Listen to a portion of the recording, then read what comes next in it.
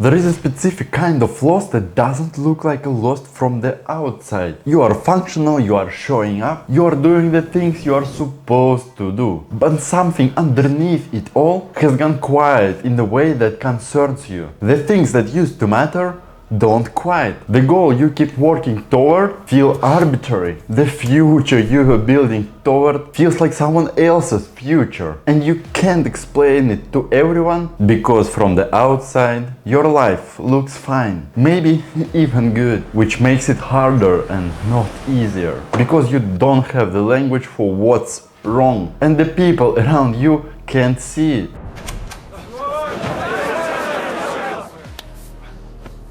And you start to wonder if something is fundamentally broken or if this is just feeling alive, it looks like. And you somehow missed that.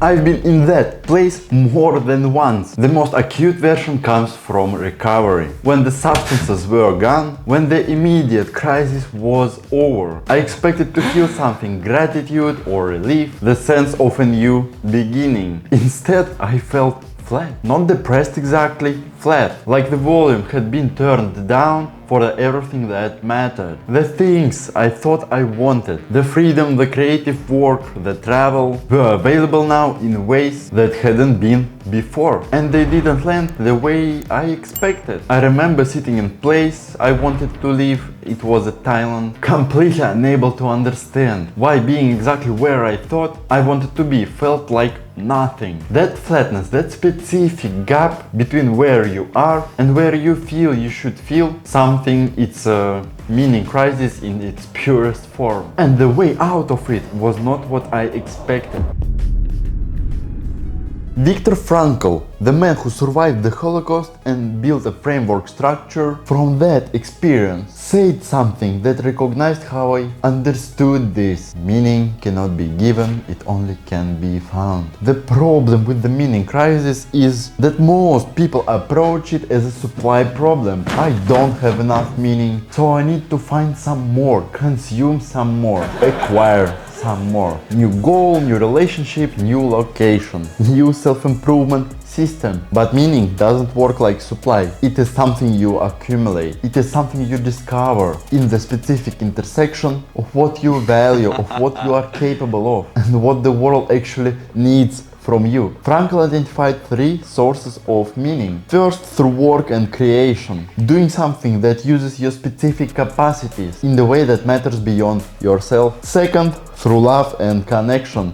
So subscribe fun, being deeply present with the person or the thing, without agenda, with a complete awareness. Third, through chosen attitude to suffering, the meaning that comes not from what life gives you, but how you respond to what life takes. The meaning crisis means one or more of this has been disconnected. Here's what I've noticed in my own life and the people I talked to through this channel.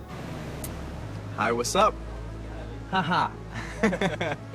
The flatness never comes from too little happening. It comes from happening not being connected to what actually matters to you. You can be incredibly busy and completely empty. You can be surrounded by people and be profoundly alone. You can be achieving visible things and feel like none of it counts, because business is not a meaning. Connection is not a presence. Achievement is not a direction. The meaning crisis is not the absence of activity. It's the disconnection of activity from value.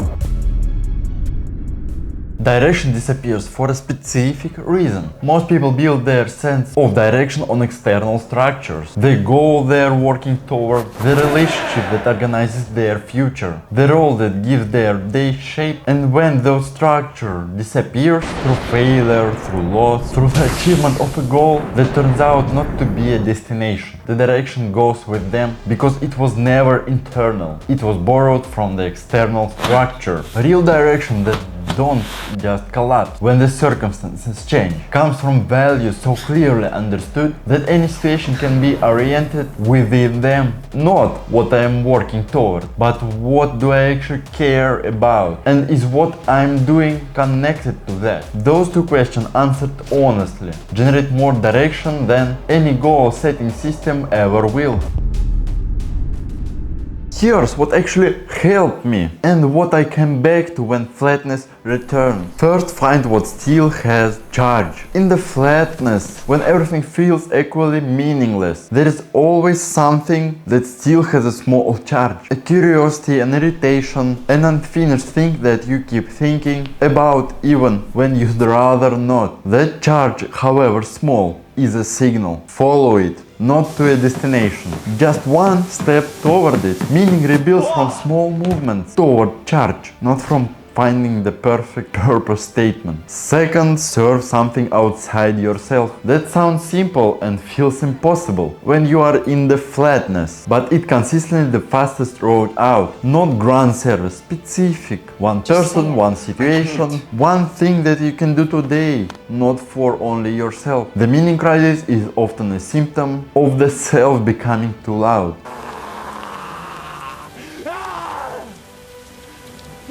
The inner world too dominant, the outer world too abstract. Specific service to a specific person cuts through the abstraction immediately. Third, stop waiting to feel it before doing it. This is the most important shift. Meaning does not arrive before action.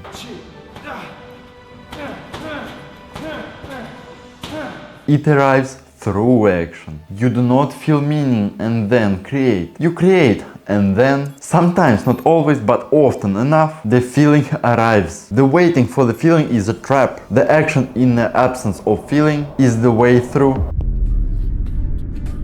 The flatness comes back sometimes, usually when I've been too long in the output mode, creating without pausing to feel what I'm creating toward. When the channel becomes a system instead of a genuine expression. When I notice it, I stop, not to fix it, to feel it, to ask it what it's telling me, to find the small charge that lies underneath the flatness, and then to move toward it. One step without knowing where it leads. Meaning crisis is not the evidence of that your life doesn't matter. It's the evidence that your life has been organized around things that don't match what you actually value. And that realization, uncomfortable as it is not the problem. It's the beginning of direction. Tell me in comments, what does your small charge feel like right now? Subscribe, press like, and let's rise together.